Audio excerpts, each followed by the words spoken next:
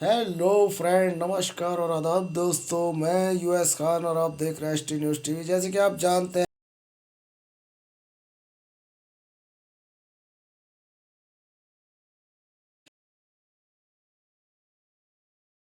रुपया आरडी और एफडी के खातों में इस वक्त सेवी विभाग के अंडर में पड़ा हुआ है और अभी तक प्रोसीजर के नाम पर किस तरीके से सेवी विभाग ने गुमराह कर रखा है, ये अब किसी से छुपा नहीं रहा है। और दोस्तों, हम तो पहले ही से ही कहते आ रहे थे और हमारे जो भी भाई लोग हमारी वीडियो देखते हैं वो भी हमें पहले से कहते आ रहे थे कि सेवी विभाग चोर है।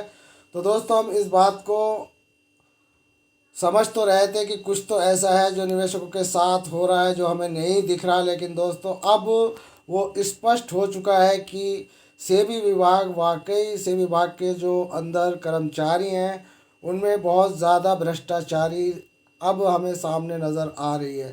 दोस्तों, पहले अनुमान था लेकिन अब सच्चाई सामने आने लगी है।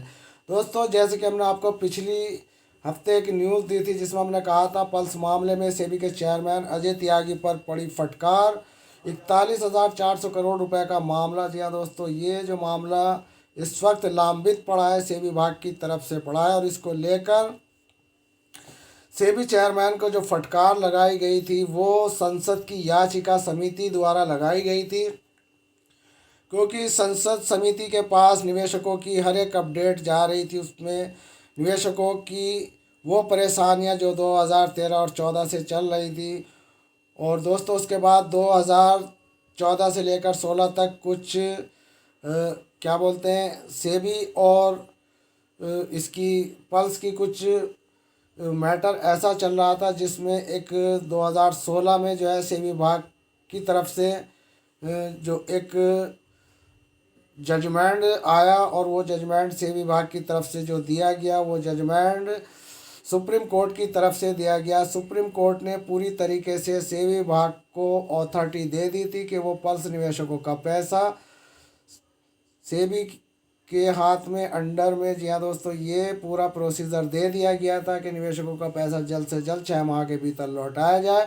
लेकिन दोस्तों, वो 6 माह के भीतर तो क्या, वो 6 साल तक नहीं लौटा पाया और इसी को लेकर सेबी विभाग के जो चेयरमैन हैं उनको संसद याचिका समिति ने एक बार फिर से अपने सामने बुलाया, लेकिन सेबी के चेयरमैन उनके सामने उपस्थित नहीं हुए। क्यों नहीं हुआ? क्योंकि दोस्तों, उनके बहुत से ऐसे सवाल उनसे किए जाते जिनको लेकर सेबी एक बार फिर से यानी कि बिल्कुल घेरे में आने वाली थी। यानी कि वो उसे पता था कि मुझसे सभी जवाब सवाल किए जाएंगे। तो दोस्तों, इन सब को लेकर एक हमने अपडेट आपको दी थी। उस अपडेट के बाद एक और अपडेट हमारे पास आई थी। वो अपडेट ये थी कि 41,400 यानी कि 41,400 करोड़ रुपया लौटाने के मामले में संसद की याचिका समिति ने सेबी चेयरमैन अजय त्यागी को पेश होने के लिए कहा था, लेकिन वे नहीं हुए। ऐसे में याचिका समिति ने सूचना के बावजूद समिति के सामने 2 बार अनुपस्थित रहने पर कड़ी फटकार लगाई। याचिका समिति द्वारा बुलाए जाने के बावजूद सेबी चेयरमैन के बिना कारण बताए आने में असमर्थता जताई थी। समिति ने इस पर फटकार लगाई। समिति ने कहा कि जब भी बुलाया जाए उपस्थित हों। समिति ने सेबी चेयरमैन से पूछा कि उच्च न्यायालय की निगरानी के बावजूद निवेशकों के पैसे लौटाने में देरी क्यों हो रही है। यहाँ दोस्तों, ये ऐसे सवाल थे जो समिति ने सेबी से किए। सेबी चेयरमैन अजय त्यागी ने उन नियमों और कार्यप्रणाली में खामियां के बारे में भी बताने को कहा जिनकी वजह से, यहाँ दोस्तों, अब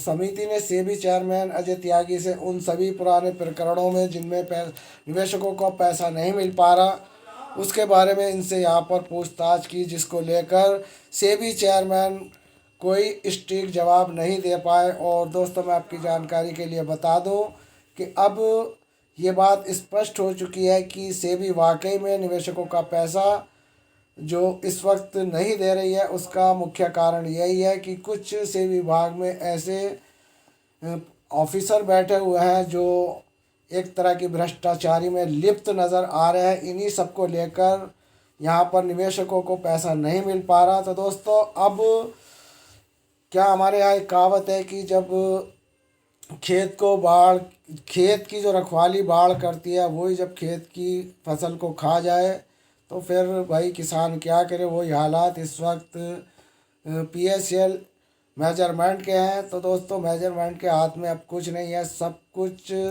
सेबी के हाथ में है या आर एम लोढ़ा जी के हाथ में। इन दोनों को लेकर इस वक्त जो निवेशकों के सामने परेशानी आ रही हैं वो बहुत बड़ी चिंताजनक है।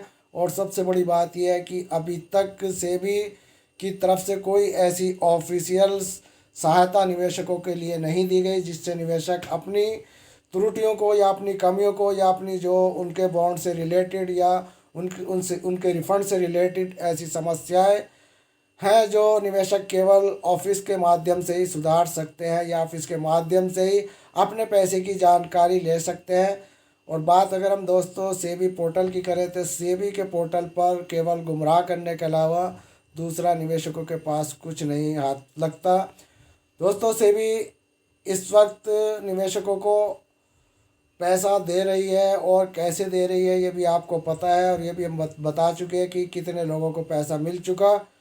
तो दोस्तों वो भी हम बता चुके हैं कितने करोड़ दिया जा चुका है। और आपकी जानकारी के लिए मैं बता दूं एक बार फिर के 12 लाख निवेशकों को ही अभी तक प्रोसीजर देने का स्टेटमेंट सेबी की तरफ से आया, जबकि सेबी विभाग ने निवेशकों को पैसा तो लौटाया है लेकिन सभी निवेशकों को पैसा नहीं मिल पाया। और कुछ ऐसे निवेशक हैं जिनका अगर 7,000 या 10,000 रुपये सेबी विभाग को देने थे तो वहाँ पर केवल 11 या 1200 रुपये ही निवेशकों तक आए। कुछ निवेशकों का ये कहना है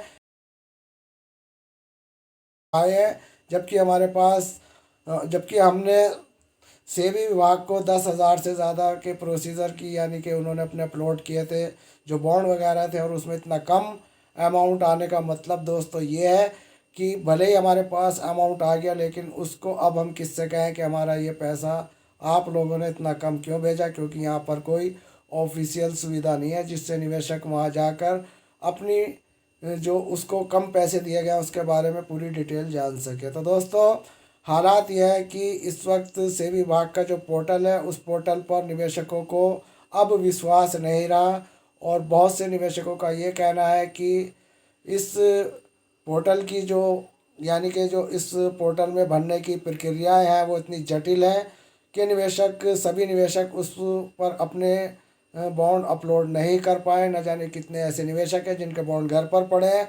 तो दोस्तों ये बात बिल्कुल सत्य है। मैं अपने क्षेत्र में काफ़ी ऐसे निवेशकों को जानता हूं जो ऑनलाइन प्रोसीजर में उन्होंने अपने बॉन्ड अपलोड नहीं किए। उनका आज भी यही मानना है कि जब कभी ऑफिस खुलेंगे तब हम ये बॉन्ड सबमिट करेंगे। और जिन्होंने बॉन्ड सबमिट कर दिए हैं उनको अभी तक कोई पैसा नहीं मिला।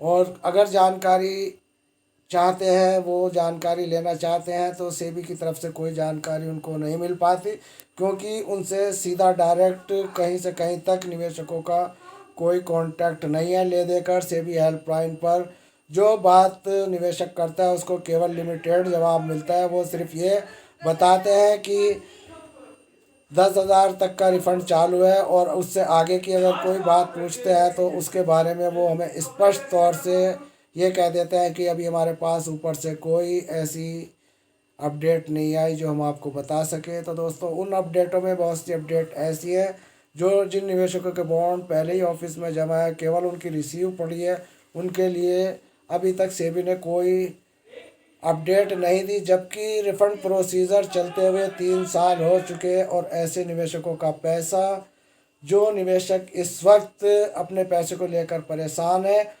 और आज वो पूरी तरीके से अपने पैसे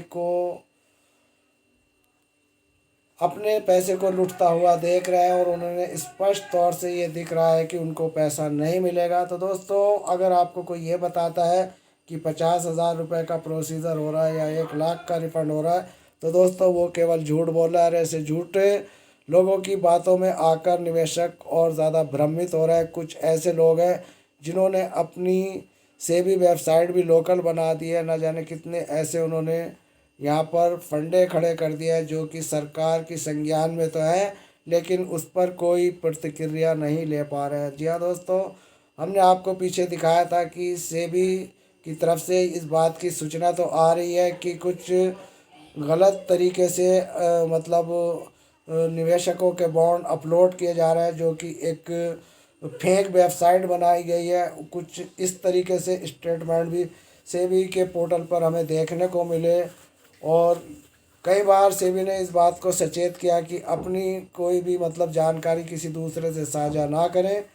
तो दोस्तों, अब कहने का मतलब यह है कि PSL इंडिया लिमिटेड के पीड़ितों का कहीं से कहीं तक कोई समाधान नहीं है। कहने को तो 49,100 करोड़ रुपया सरकार को देना है, और सरकार गरीबों के साथ इस वक्त क्या कर रही है, ये इस वक्त वो 5,85,00,000 निवेशक ही जानते हैं कि उनके खून पसीने की कमाई किस तरीके से सरकार उर्द गुर्द कर रही है।